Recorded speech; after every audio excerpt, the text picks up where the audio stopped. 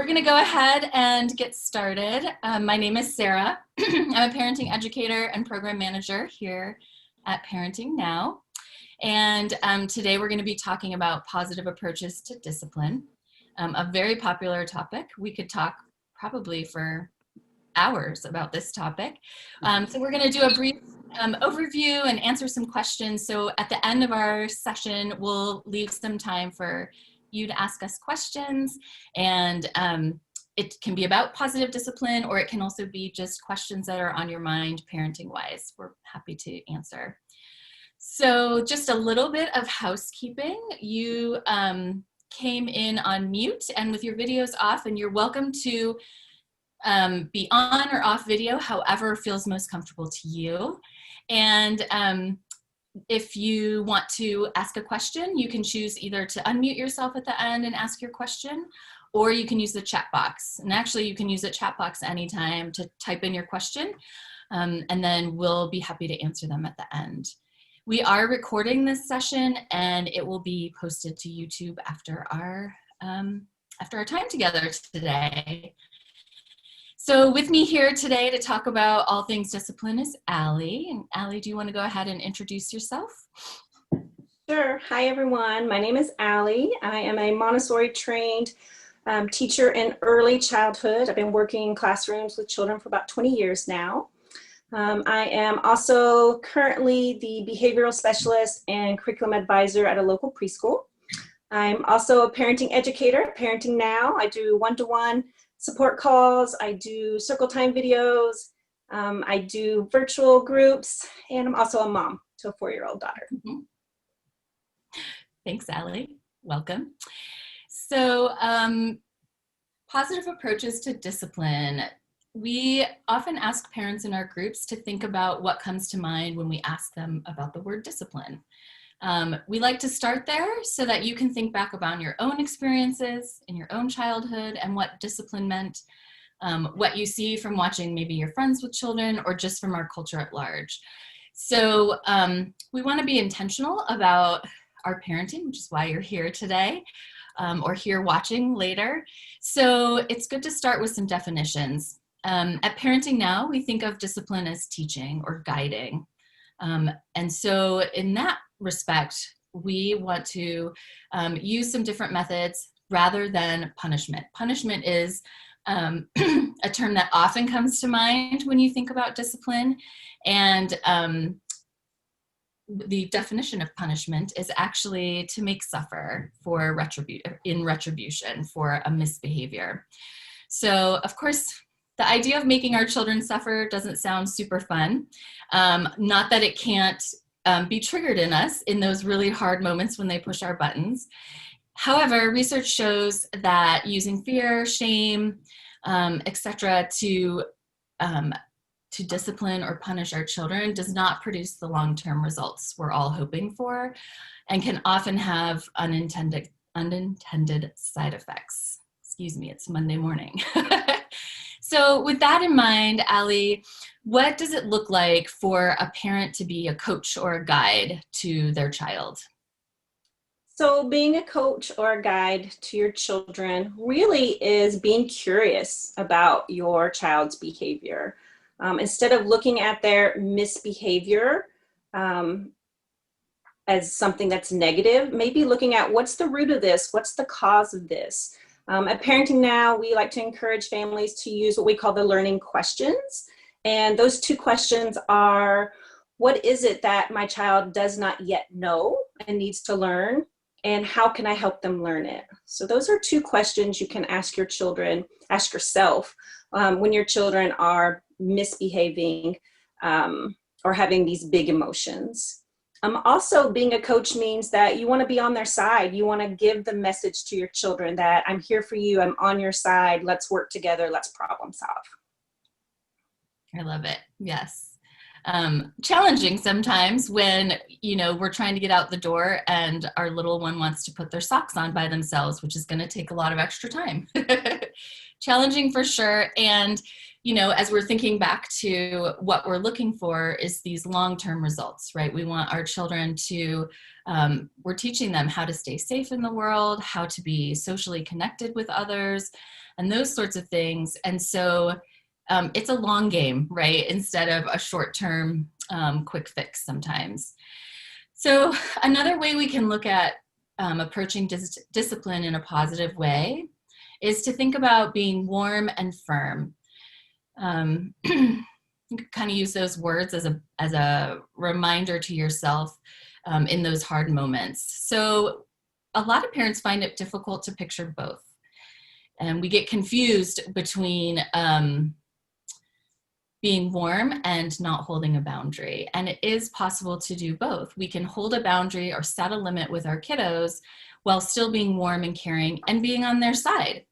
So an example might be you're setting the limit that your child needs to hold your hand while you cross the street. And of course, that's a safety issue.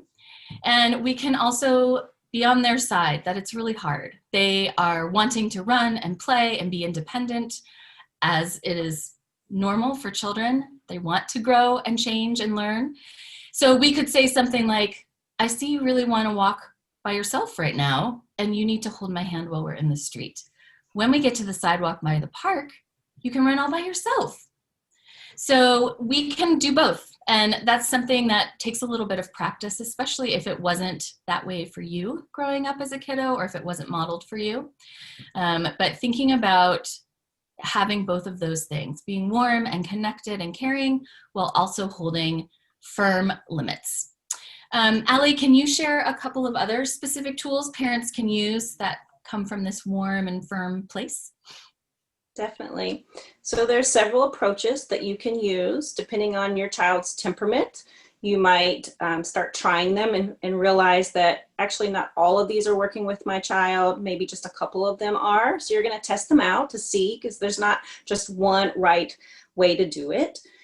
Also, just the number one thing to think about when your child is doing something you do not want them to do, or they're having big emotions, the number one thing to think about is just staying calm yourself. When we are getting frustrated, or we are very affected by our kids' behavior, then they kind of up the ante. So if we can stay calm, then we're going to get through that a lot easier, because they're going to stay calmer. So staying calm is the first thing. And then another thing that you can do is giving them choices. Like Sarah said with going across the street, if your child is not wanting to hold your hand, you can say, well, you can hold my hand, or I can carry you across the street. Which one would you like to choose?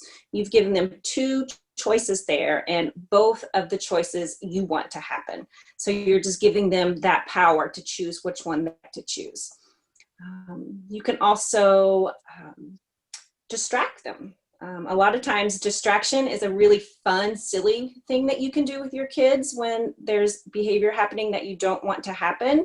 It keeps the mood really light. It can be something as simple as, wow, what is that out the window? Oh my gosh, do you see that? And maybe you don't even see anything, but you're going to come up with something as soon as you get to the window with them. But you're just kind of redirecting their energy towards something you want them to do, instead of doing something that is either not safe or that you do not want them to do. Another thing you can do is just using words, the messages that you give to them, telling them what they can do. A lot of times our kiddos are just trying to meet a need. They're little explorers, they're little scientists. They're really not trying to misbehave. They really are just trying to explore the world. So let's say your kiddo is climbing the furniture inside and it's really unsafe. They're climbing over the couch. You can just see it. They're gonna go and fall and tumble over the other side. So you can see, wow, my kid's really wanting to climb right now. So you can just tell them what they can do instead of what they cannot do. So I see you really want to climb right now. Come here, can you help me stack a bunch of pillows on the floor? You can climb on these pillows instead of the couch. That way you're redirecting them, you're letting them get that need out, you're telling them what they can do. And then the last thing that I wanted to share too is look for patterns in your kiddos' behaviors. When they're doing things and you're expecting like, oh, I know there's going to be a big emotion about this, or I know that my child is not going to be happy about this, you can plan ahead of time. A lot of times Bedtime is a time where people like to plan ahead and have a certain ritual. So that way your kids know what to expect. Then it's going to be smoother transition there. Another thing you can do to plan ahead, I was going to do this live discussion this morning and my child really wanted to be with me. So I had to plan ahead, like what can I give her to do? So I gave her a huge little strainer to go out and strain bugs out of her little pool. And so I planned ahead, like here's something fun you can do while mom does this. So you can also plan ahead. And with planning ahead also, a lot of times kids have really hard time with transitions. So if you're outside playing and it's time to come in, you can give them that little heads up. Hey, bud, in 5 minutes, we're going to head inside, okay? So if they have that little heads up, then they know what to expect and it's a smoother transition for them. So those are just a few things you can do. Mm-hmm. Thanks, Allie. Yeah, I often talk with parents about if we wanted to put ourselves in our kiddos' shoes, you know, imagine you're sitting at your desk and you're sending emails or doing some work, and all of a sudden your partner comes and just grabs you by the hand and says, we're going to the store now. It might feel somewhat upsetting to us to just be kind of grabbed out of that moment. And it's the same for our kiddos. They're very focused and focused on what they're doing, as they should be. It's how they learn and grow. And so I love that, Allie, giving them a little bit of heads up and making it a little bit gentler.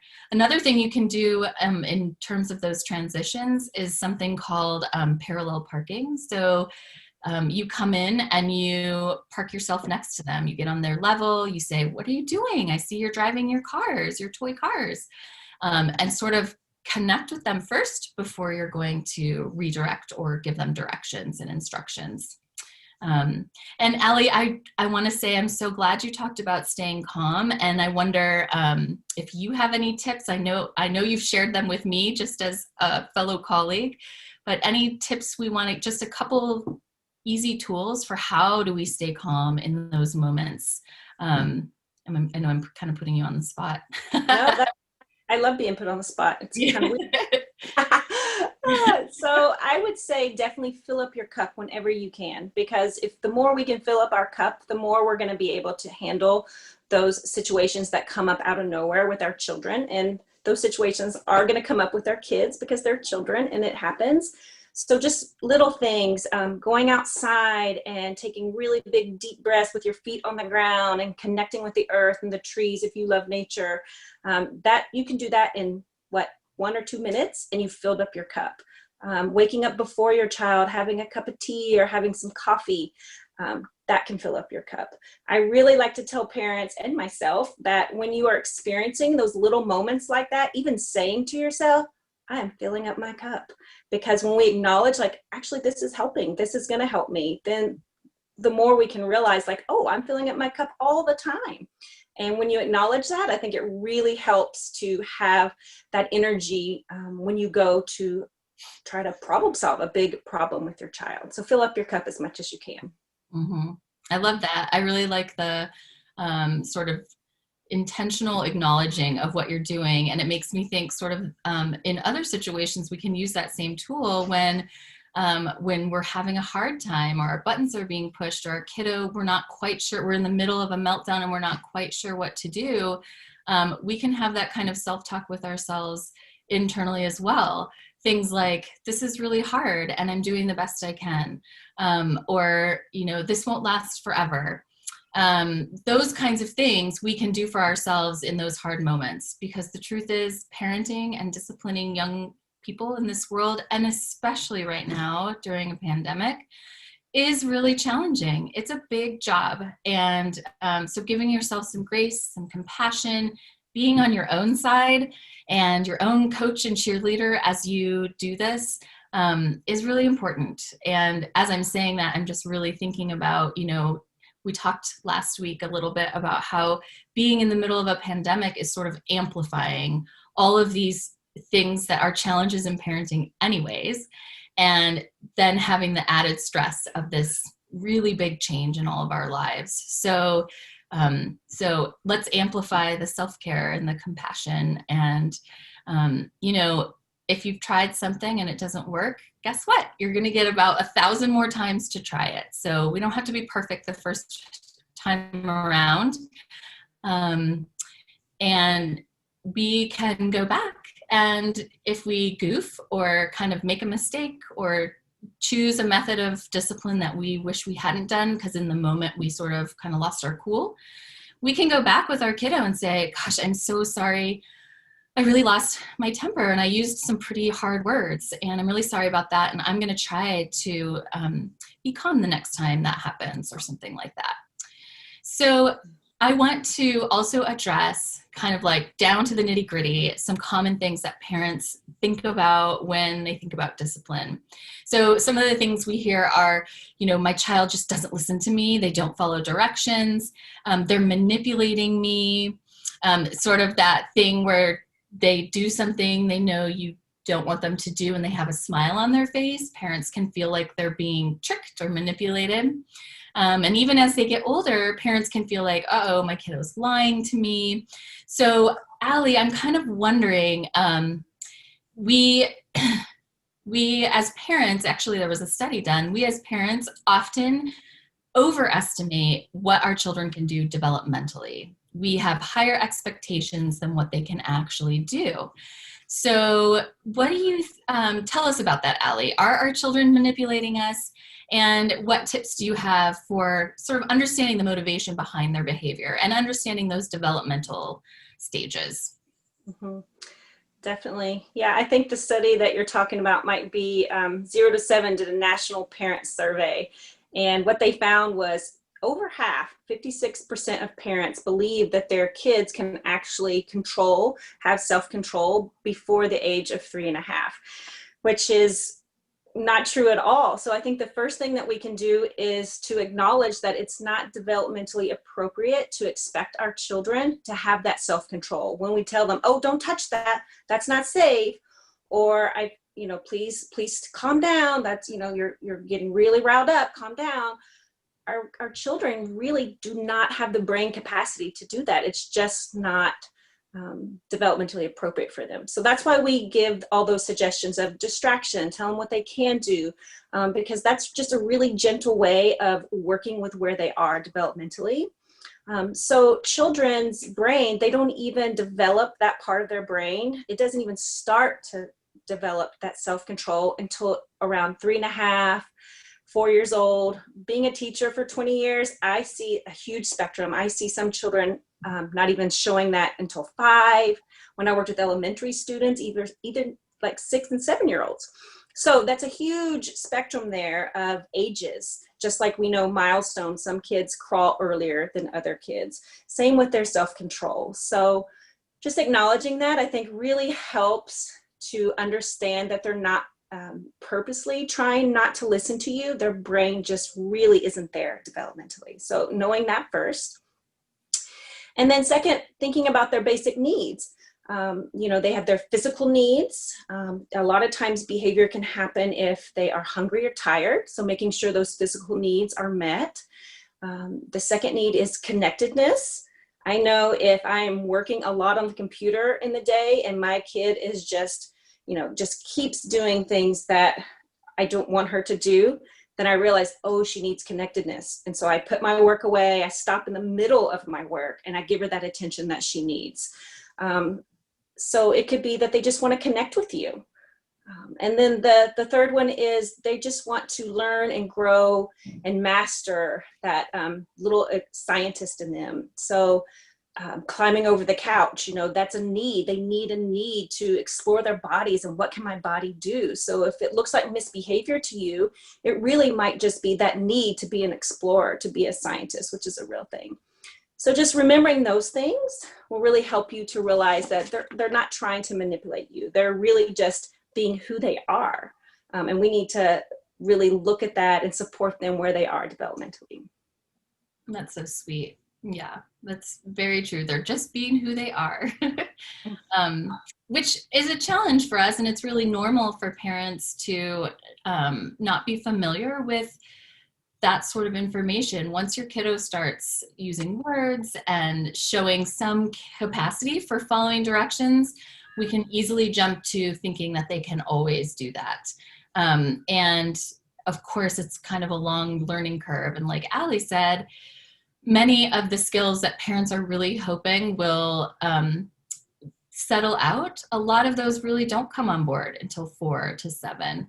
And what I mean by on board is that they're consistently able to do it. They're consistently able to follow a couple of directions. You know, your 2-year-old might be able to do that sometimes, but if they're haven't had a good night's sleep or didn't get to wear their favorite shirt because it's in the washing machine and it's wet, you know, those things are going to really affect their ability to try those new skills that are coming on board. The human brain, they're telling us now, is not fully mature until sometime between the age of 26 and 30, wow, which is a little bit mind-blowing. And it also helps us get that perspective of how much growth they still have ahead of them when our children are babies and 1s and 2s. They're still very, very, very young and immature, so to speak, in that process, if the end goal is 26 to 30. So they have lots of learning and growing still to do. I love that you mentioned connection as well, Allie, because it is another thing that you were saying is that parents often say is they just want attention. Or you might have a grandparent who says, oh, they just want your attention. And the feeling is, well, if I give them my attention, I'm giving into this behavior and I'm reinforcing the behavior, which is understandable. Of course, you don't want to be reinforcing sort of that unsavory behavior that you're not wanting them to do. However, as Allie mentioned, connection and attention is a need. It's not just a want. We all have it. We all need to be connected. We're social creatures. And sometimes, I was wondering, Alice, because sometimes do you find that it ends up not being as long as you thought you needed to take a break from work? Because once you meet that need for connection, they're free to carry on. They've got their need met. Do you find that happens? Definitely. And it makes me think about, too, what we know about infants. The more we respond to their cries, the less they cry and the less often they cry. And I think that's the same with our toddlers. The more that we can give them that connection when they need it, the less they're going to crave it and the less often they're going to crave it, for sure. Yeah. And if we can listen to them in those bids for attention earlier, then, you know, sometimes we don't realize that they're needing that until it's a full-on meltdown or they're really upset and crying, when maybe they've tried several times to get our attention and get that connection, and we, you know, maybe weren't paying attention or we were caught up in work. Again, super normal. We all do it. And but if we can start paying attention and look for those smaller cues that they might need some attention or some connection, then we might prevent some meltdowns. We won't prevent all of them, but we might be able to, it's kind of like planning ahead. We might be able to smooth the ups and downs out just a little bit. I also wanted to add too that another reason that they might be doing what you don't want them to do and having these big emotions, especially during this pandemic, is that it could be a stress response. I know stress in children looks different than stress in adults. And we're finding through more and more research that children might just really want you to play with them, like keep bugging you to play with them, and you're really busy, but that's a stress response. They need to play with you because they're having a lot of stress right now. Mm-hmm. So just keep in mind that right now during this pandemic, it's so common to see so many more big emotions. It's common for them to maybe not listen to you more than they normally would, because that's a stress response. And they're definitely feeling the stress of this time, just like we are. So keeping that in mind as well. Yeah, I love that. That's so great. And same goes for us. I was laughing with my husband about how I laugh. It's serious, but what else can we do but laugh? You know, we're all kind of mulling around in this world, reacting in our stress. We're all in our stress response to some degree, because this is sort of an ongoing stress every day, all day. And so we can think about that for ourselves as well. As, are we having a stress response? And back to what Allie said, what can we do to fill our cup? What can we do to take care of ourselves? And same goes for our kiddos. If we sort of look at they're under stress, what can we do to support them? And connection is a big one, and that can be challenging if you've had a really independent child or a child who's slept really well and all of a sudden they have more needs or feel more needy. that's actually really normal in times like these. It's normal even without a pandemic for kiddos to go through stages in their toddlerhood and growing up where they need you more. And that's real. And you can meet that need and feel assured that it doesn't mean you're going to end up with a spoiled kiddo when they grow up. You're going to have helped them build those self-regulation skills, build that brain to be resilient by actually meeting that need for connection. Mm-hmm. Is there anything else you wanted to add, Allie? Well, I was just thinking when I talk to parents, usually parents have discipline questions when it comes to their child is hitting or their child is biting. So I just wanted to address those kinds of things, that you can still use those tools that we talked about, those approaches, if something that serious is happening. And you even more so want to connect with your child when they're having that kind of behavior. You want to show them empathy when they're having that kind of behavior first. And then once you connect and you show them that empathy, then you can tell them what's appropriate. So let's say your child just hit their sibling. You know, our first reaction is to be furious. Like, why would you do that? That's not okay, right? But then here we are, we're escalating the situation if we respond that way. So instead, getting down on their level and letting them know, like, ouch, hitting hurts. You must be really upset with your sister right now. So you're showing that empathy. You're showing that you understand their internal world first. And then once they calm down, like, yes, I'm so angry, then you can help them problem solve with that issue. Well, let's get your sister her own blocks so she doesn't mess up your blocks. Or maybe you could try giving a little section of your blocks to her. So just remembering, no matter what their behavior is, showing that empathy first, that connection first, that calms them down. We have that brain research that it does calm them down to think logical, because they're not going to think logical if you're just trying to problem solve with them right off the bat. Mm-hmm. So helping their brain state to calm down first, and then problem solve with them of what's appropriate to do. I just wanted to add that because that's a really common thing that parents often talk about. Yeah, I'm so glad you brought that up. And also it's wonderful for us to just normalize that hitting, biting, not being able to share, all of those behaviors are really normal in a 1, a 2, even up to a 3, right? And so, you know, we remembering that it's not the same as a 25-year-old biting someone. It's a different brain that's doing that behavior. And they just really aren't able to, they don't have the same skills that we have to express their feelings, to let off steam, to problem solve.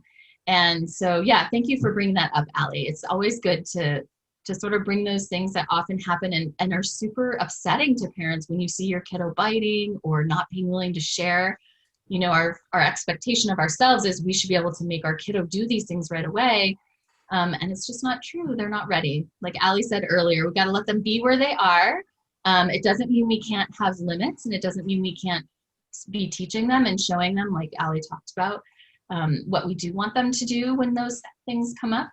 So yeah. All right. We're kind of coming down to the end of our time together, and I wanted to leave a little space in case you have questions. You can unmute yourself if you have a question, or put it in the chat box.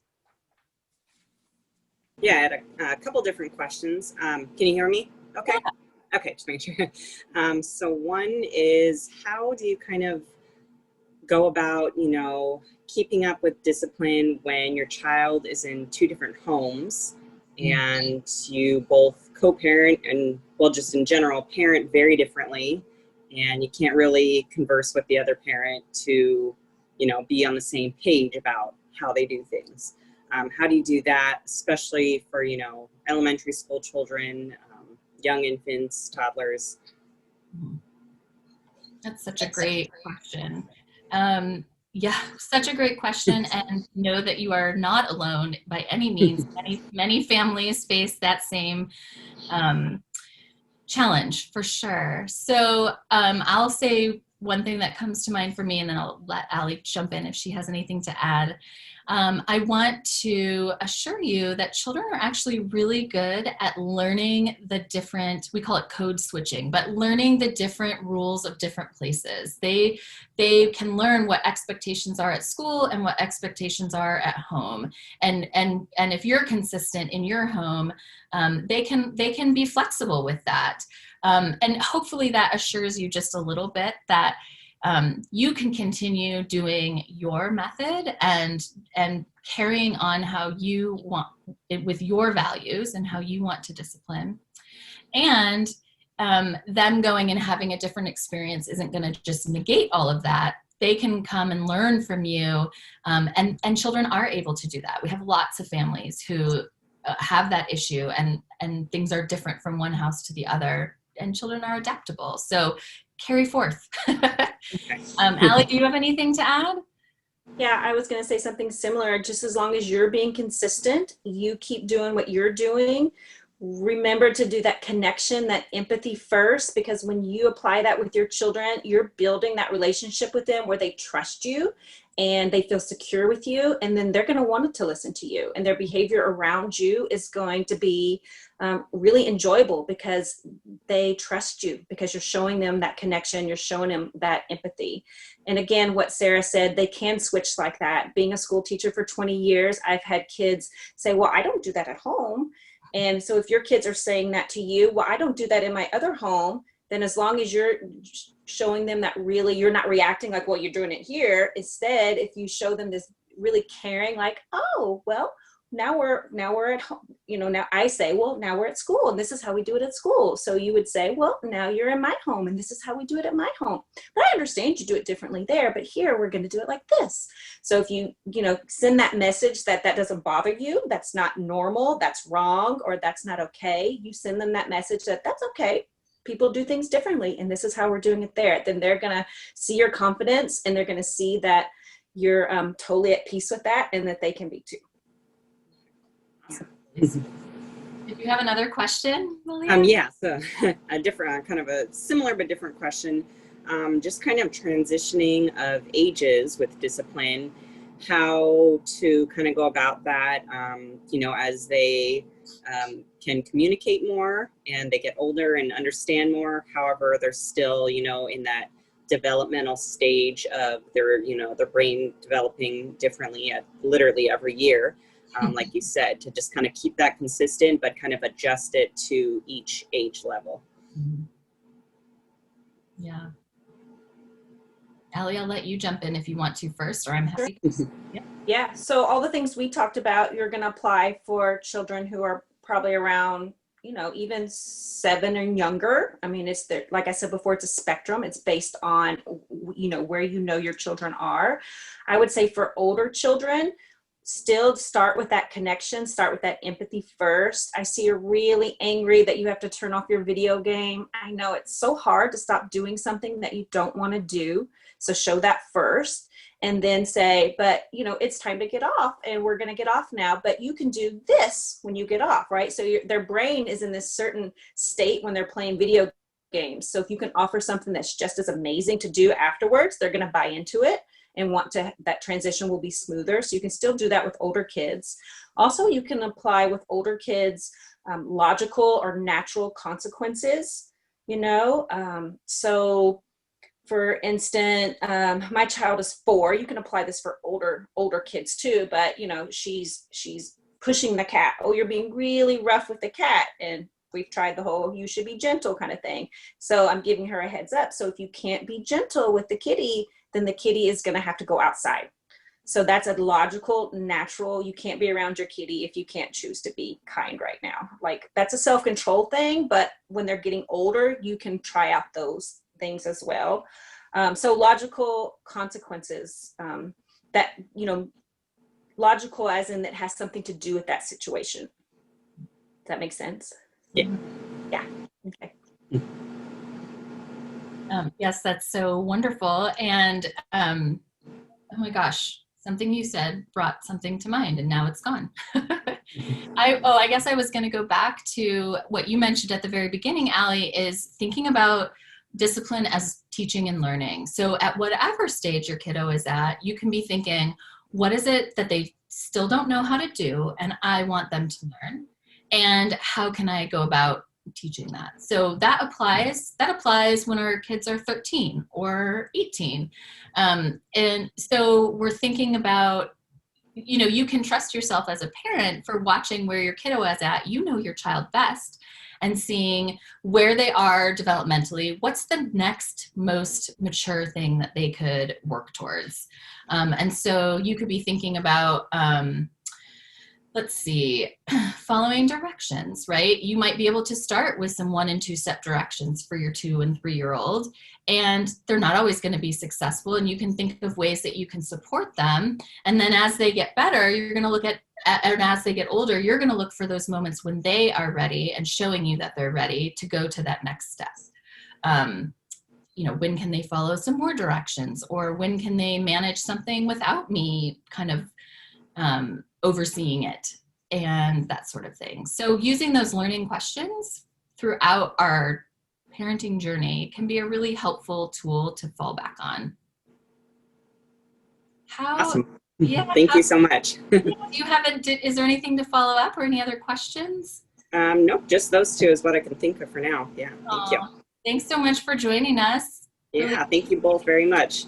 And you said, you said that it'll be on YouTube to kind of refer back to later. I had a friend who wasn't able to make it, so she wanted to watch it. So. Oh yes, yep. And all of our sessions that we've recorded so far are there to find. So yeah. Okay, great. Yeah, look for it on on Facebook. They'll send out the links and that sort of thing. Okay, sounds good. Okay, thank you so much. Yeah, have a good day. All right, thank you both so much. You too. Bye-bye. Bye-bye. Okay, hold on. Stop.